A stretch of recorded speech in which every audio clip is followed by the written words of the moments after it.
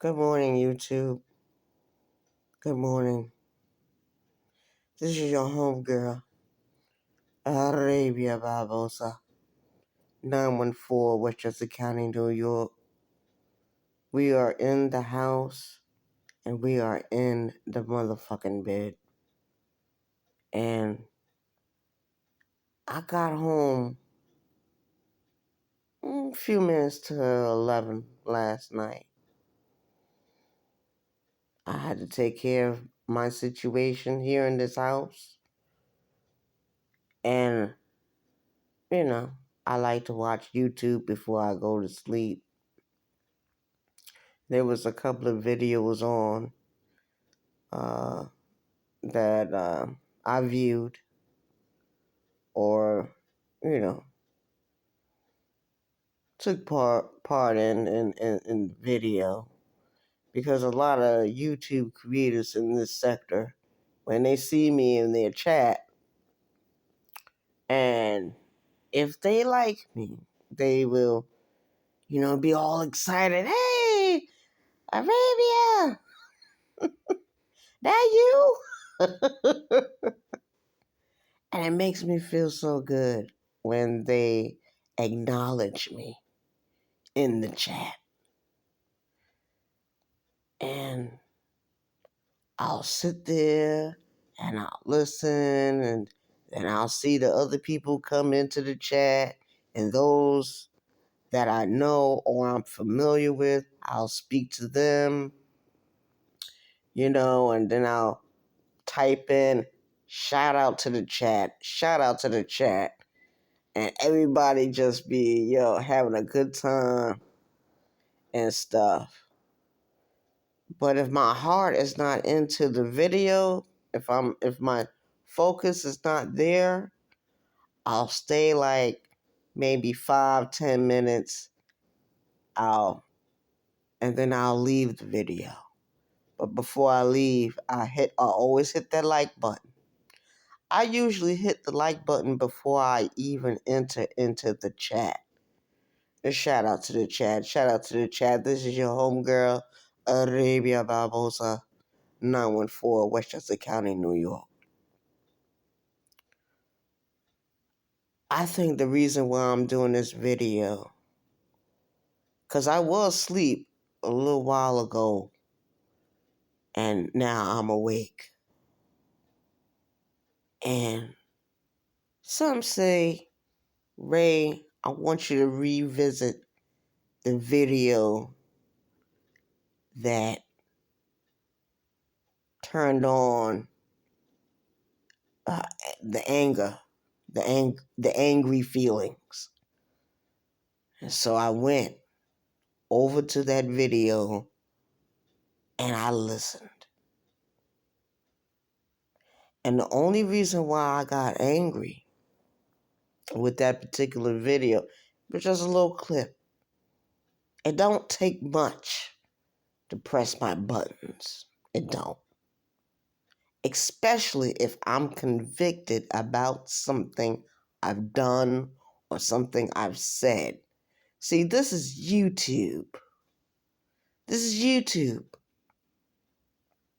And I am so used to having an exterior of hardness and strength, as far as I know. Now, there are times that I will lose control. I will lose my temper. I become a screaming banshee. I get all emotional. And I be like, damn, because not only did that video trigger something inside, but another video I saw. And it showed me in my true form of anger and displeasure and discomfort. And I said, oh my God. But I've always had those temper tantrums, those meltdowns. I'm a very emotional person. It don't take much. Not nowadays, to set me off, even though I be trying to control my anger. And it's not easy. But if I feel that someone has slighted me or disrespected me in some small way, they might not see it as disrespect or crossing some kind of boundary. Just because I might rock out with you, that does not mean you can abuse me emotionally or spiritually. That does not mean that I gave you permission to use me as a doormat. I did not give you permission. I'm me. I will always be me, no matter what. But when I saw that clip this morning, it set something off inside. And I think I remain in a terrible state of mind for the rest of the fucking day. I went to work. I had to work my whole station. It's two different stations. It's the Dish Pit station and the Pots and Pans station. I had to work both stations for most of my shift because my other coworker failed to come in. So towards the end of the night, my supervisor came back there and helped me out with most of that work back there. And then before I knew it, I was done by 10:34. I was home a few minutes to 11. I ate my dinner. I took a shower. I changed my clothes. And I got in the bed. And I listened to YouTube. And I cried. And I don't like to do that. Because to me, showing tears is showing some kind of weakness. That's what I always grew up doing. I think when I went to prison, my stance on tears and shedding tears changed because I heard someone say in there, it's okay to cry. It's okay. Because when you don't, and all that stuff piles up, and before you know it, one tiny touch, and you're off. I just thank God I didn't run into a situation where I could have been hospitalized or put under arrest, because that usually what happens. I think as I've gotten older, I've taken control of some of those avenues in my life.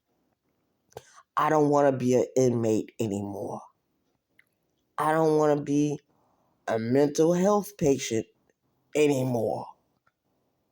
But I can't escape the mental stuff that's going on. I can't.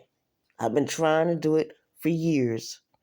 And people say, go get therapy. Go get therapy. Honey, I've been in and out of therapy since I was 17 because I started out as a self-mutilator. So don't tell me about go get some therapy, go get some therapy. I've been doing it for years. It didn't help me.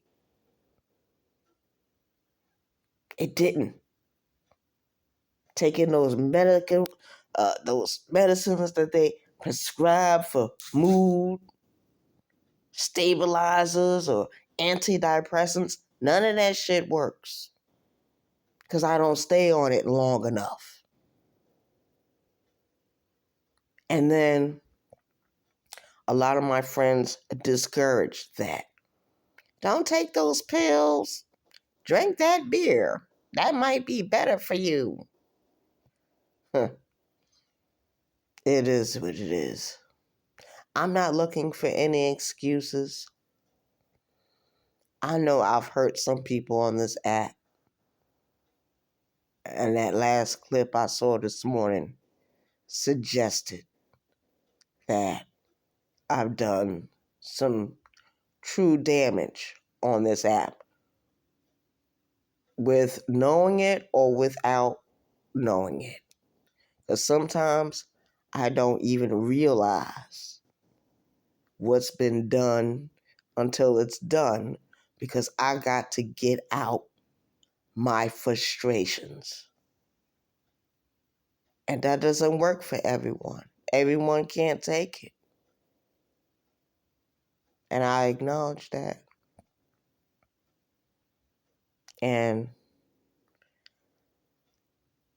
I apologize. I apologize.